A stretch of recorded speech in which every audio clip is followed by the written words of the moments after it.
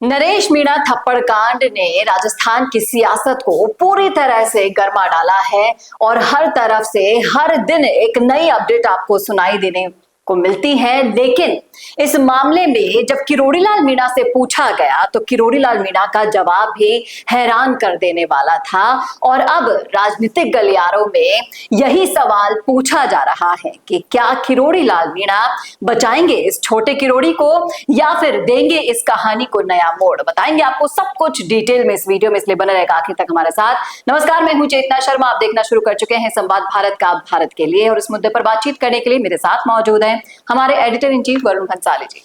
Varun sir, जिस तरीके से पिछले 4-5 दिनों से थप्पड़ कांड चर्चा का विषय बना हुआ है, अलग अलग तरीके की बातें निकलकर सामने आ रही है, टोंक की कलेक्टर से लेकर पुलिस कर्मियों तक सवाल उठ रहे हैं। जनता के बीच में जब आप जाएंगे तो जनता नरेश मीणा का फेवर लेती हुई दिखाई दे रही है।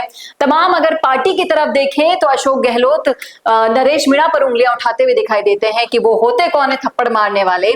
और अगर किरोड़ी लाल मीणा से पूछा गया कि आप इस मामले में किस तरीके से देखते हैं, वो भी टोंक गए, वहां के लोगों से बातचीत की, समझाइश की, तो निकलकर सामने आता है कि पुलिस कर्मियों की भी वहां पर गलती थी। तो आपको क्या लगता है कि क्या एक तरफा माहौल नरेश मीणा के पक्ष में जाता हुआ दिखाई दे रहा है या फिर ये मामला कुछ और पेचीदा होता हुआ दिखाई दे रहा है? देखिए, सबसे पहले तो नरेश मीणा इस सब वाकये को कहकर कहते हैं कि मुझे भगत सिंह बनना पड़ेगा अगर ऐसी चीजें हो रही होगी तो दो सवाल उनके लिए बहुत ही लाजमी बनते हैं। सबसे पहला सवाल ये कि भगत सिंह ने अंग्रेजों के खिलाफ, जो हमारे देश के थे नहीं और हमारे देश पे कब्जा करके बैठे थे, उनके खिलाफ वायलेंस का रास्ता अख्तियार किया था।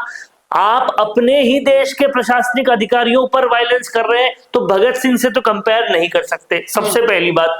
दूसरी बात ये कि 2 से 3 चुनाव कंटेस्ट कर चुके हैं नरेश मीणा, क्या उन्हें नहीं पता कि आचार संहिता के अंदर कोई काम नहीं होते, मॉडल कोड ऑफ कंडक्ट के अंदर कोई काम नहीं होते? अगर उस इलाके को देवली के अंदर ट्रांसफर कर दिया गया और लोगों की मांग थी कि वापस उनको उनियारा में किया जाए, तो क्या वो कोड ऑफ कंडक्ट के अंदर हो सकता था? नहीं हो सकता था। वो कलेक्टर को ये कह रहे हैं कि वो मेहंदी लगाकर बैठी है। अरे, जब कोई चीज हो ही नहीं सकती तो आप अपने अधिकारियों को इस तरह से बुरा भला बोलेंगे तो ये किस तरह की लोकतंत्र की प्रक्रिया का सच है? और दूसरी बात, नरेश मीणा कहते हैं कि उनको वोट देने के लिए बाध्य किया, इसलिए उन्होंने एसडीएम पर हाथ उठाए।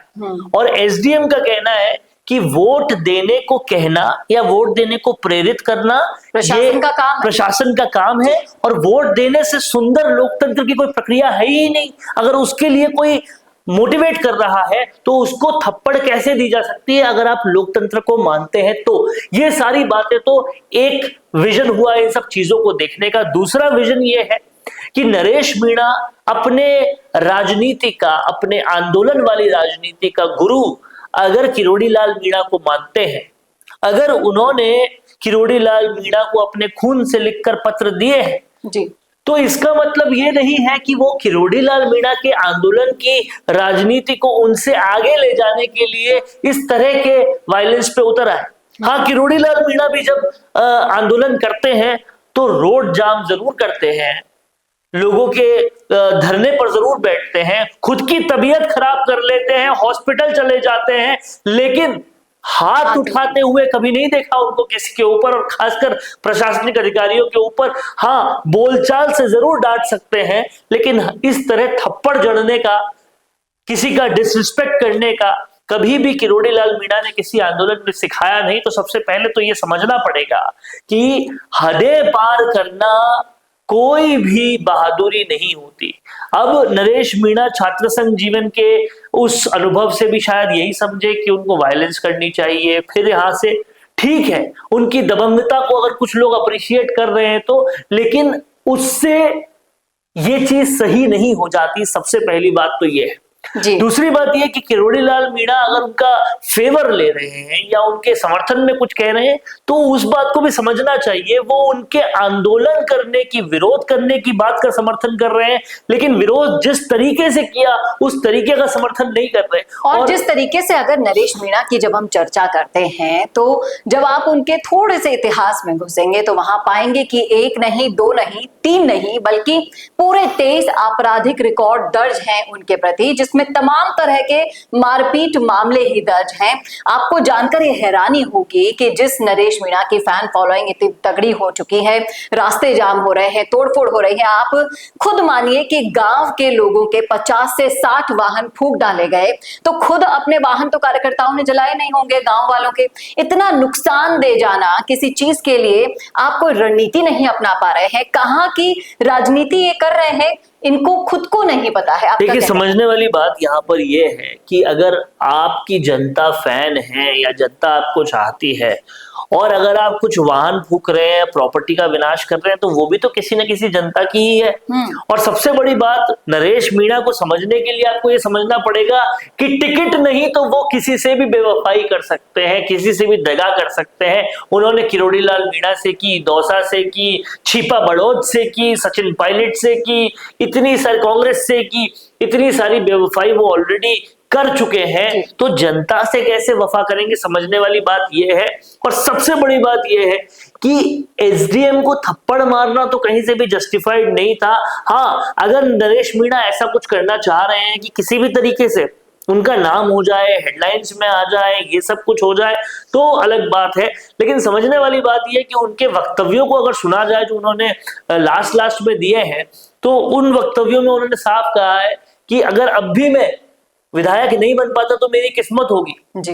यानी कि उनको अभी भी शक है कि वो नहीं बनेंगे, अभी भी उनको ये डाउट है। और अगर ये डाउट है तो होना सही भी है, क्योंकि इन कृत्यों से अगर ये विधायक बन गए तो फिर गुंडाराज ही फैलेगा। विधायक बनना है तो बनिए भाटी जैसे, वो भी अपना जन आंदोलन लेकर बैठे हैं, उनके भी फैन फॉलोइंग है, उनके भी लोग फैन हैं। लेकिन आपको ये समझना पड़ेगा, उन्होंने वायलेंस तो दूर की बात है, किसी भी शख्स को एक बुरा भला भी नहीं बोला है। तो ये सारी बातें समझने वाली है। पत्रकारों से मारपीट हो रही है, पीटीआई के पत्रकार अजीत शेखावत को इस कदर मारा गया, उनके कैमरामैन को इस कदर मारा गया कि वो कैमरामैन तो अभी 3 दिन और एडमिट रहेंगे।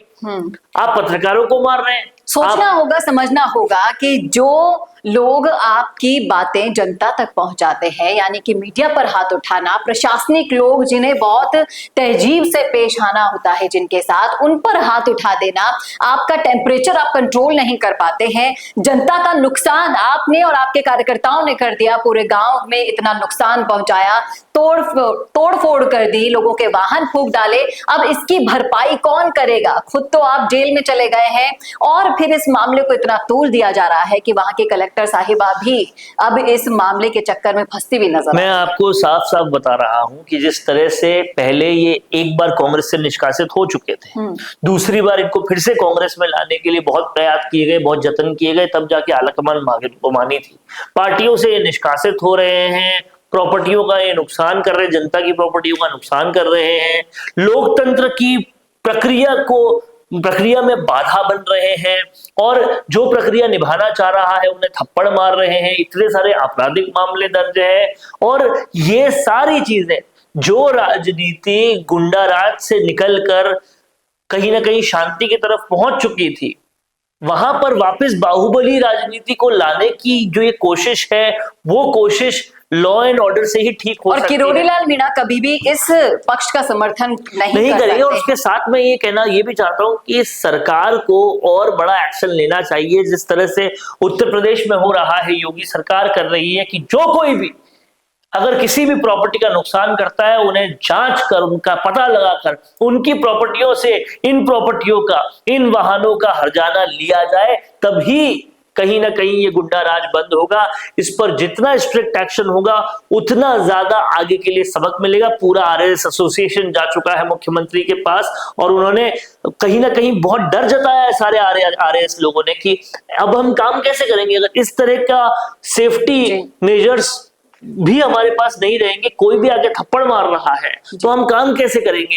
ये बात मुख्यमंत्री ने भी बहुत ज्यादा कहीं ना कहीं गंभीरता से ली। अब देखने वाली बात ये होगी कि किस तरह से मुख्यमंत्री भजनलाल शर्मा, जो कि होम मिनिस्टर भी हैं, जिनके अंडर सारी पुलिस आ रही है, वो इस चीज को सुनिश्चित करे कि अधिकारी भी ढंग से काम कर पाए, पूरी की पूरी सुरक्षा के साथ काम कर पाए, राजस्थान में फिर से एक गुंडा तत्व ना बढ़े और कहीं ना कहीं जनता को बरगला के जनता से इस तरह के गलत काम ना करवाए जाए, क्योंकि जो नरेश मीणा का समर्थन कर रहे हैं वो भी तो जनता ही है। जी, और देखने वाली बात ये भी होगी कि किरोड़ी लाल मीणा इस मुद्दे में और किस तरीके से अपनी महत्वपूर्ण भूमिका निभाते हैं। ये तो थी हमारी राय, आपकी क्या है कमेंट करके बताइएगा कमेंट बॉक्स में। कैसा लगा वीडियो ये बताना ना भूलेगा, और ऐसे और वीडियोस के लिए देखते रहिए संवाद भारत का, भारत के लिए नमस्कार।